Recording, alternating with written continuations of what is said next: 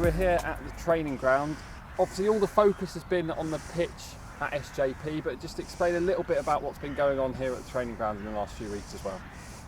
Yeah, obviously most people, all they see is the main pitch, main stadium, but out here is we spend probably more time out here than we do in the stadium as groundsmen, as do the players, to be fair, and this is where all the hard yards are put in.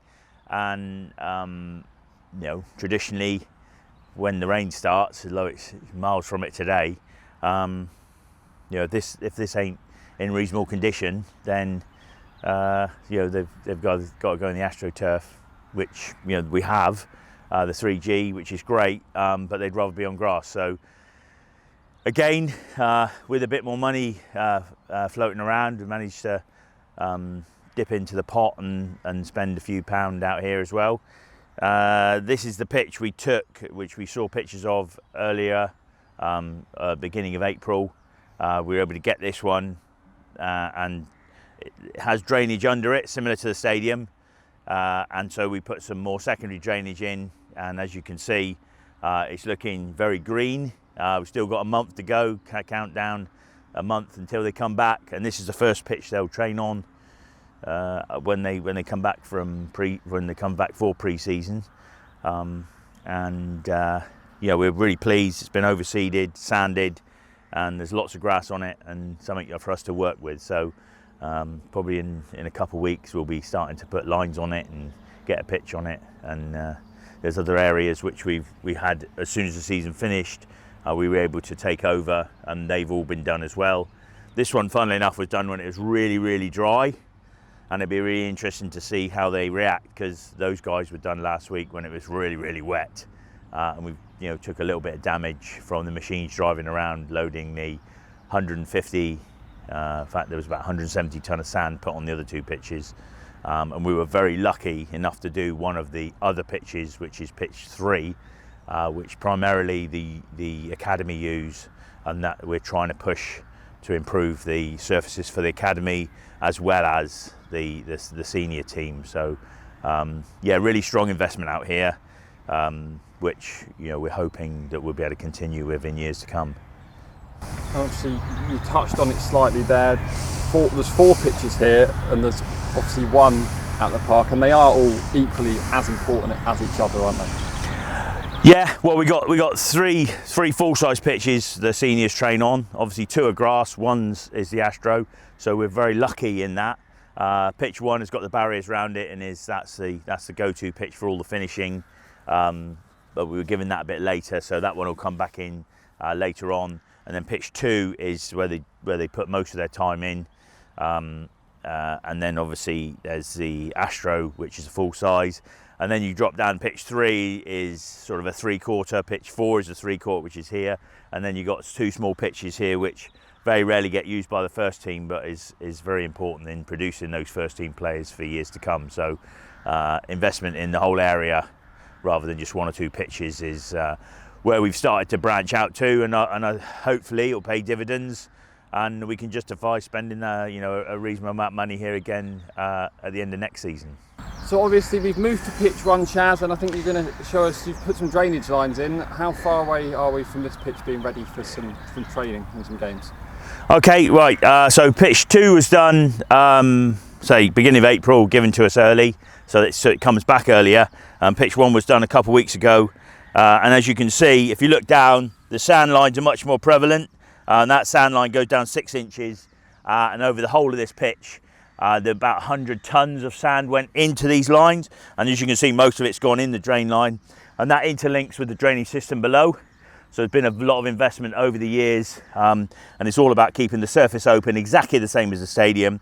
Keep the surface open, keep the water going through it, so it can get into those drains below, and you've got half a chance keeping a surface which they can play on most of the winter. It ain't going to be all the winter, because when we get horrendous deluges of rain or long periods of rain, then you know, we have to use the Astro, and we're really lucky we've got it.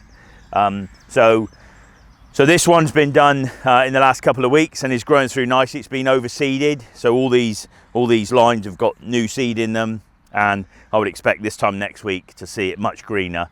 and I'll be cutting it later on this week anyway. The thing I omitted is we have a goalies area, dedicated goalies area, which we did in the first wave of drainage, something we've not done before. So we're improving hopefully keep them on grass for a lot longer, because the goalies, whether we like it or not, do more damage than anybody, as proven by stadiums where you see got worn out goal mouths. So, but equally they're treated with as much respect and as much importance as the outfield players. So yeah, it's all good. Behind us we've got pitch 3, which looks very green, but again is very similar to this one, and that's something we've never done before. We've never put any drainage in that, so we're just trying it with a bit of sand slitting, but it's on a nice slope, so all the water will drop down to the bottom and get picked up to the drain before it goes in the AstroTurf. So yeah, really uplifted by the amount of investment we've put here, and it will pay dividends, and hopefully set up plans for the future where we can continue the investment over the time and keep draining areas every year, different areas every year. So Chaz, we've moved to the AstroTurf. Obviously, I'm sure some people will be surprised that an AstroTurf needs looking after. How do you do that, and how do you make sure that it's good enough for the players to train on? Okay, well obviously this was the first full-size cork-filled AstroTurf in the world, allegedly. That's what I was told. I'm happy with that. That sounds great to me. So, and it was looked at by several, quite much bigger clubs than ourselves, and some of them went on to have exactly the same surface fitted at their own training grounds. But basically, it's a 3G, 4G. It's basically a plastic pitch, and it's got sand in the base of it, put on a really expensive underneath of tarmac, and then a shock pad went in, and then the AstroTurf goes on top, which is initially filled with sand to keep it weighted down and all glued together. All these lines are glued in, they're all cut out and glued in, so a lot went into it. And then it was filled with cork, which is wood, basically, or barky cork.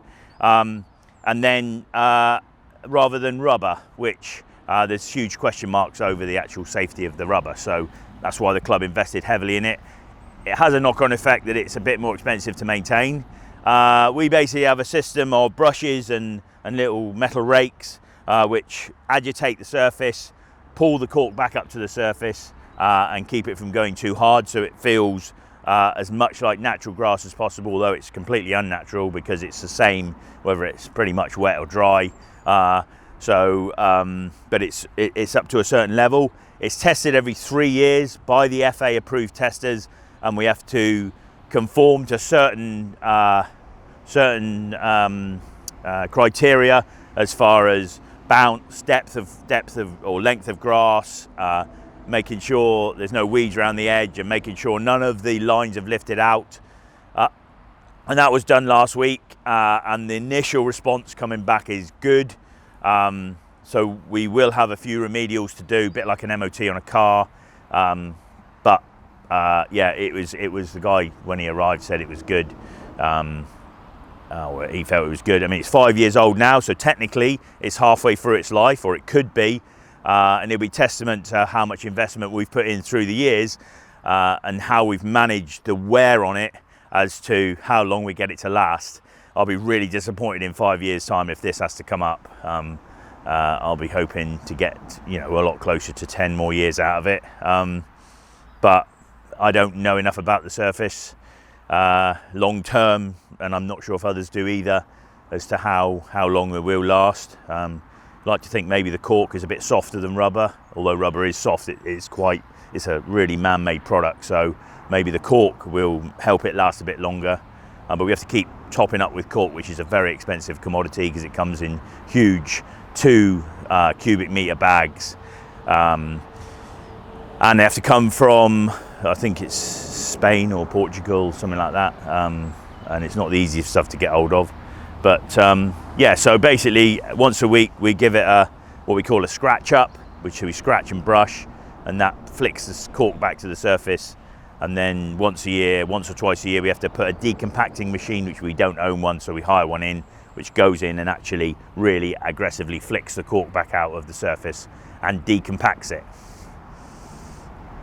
Do you want to quickly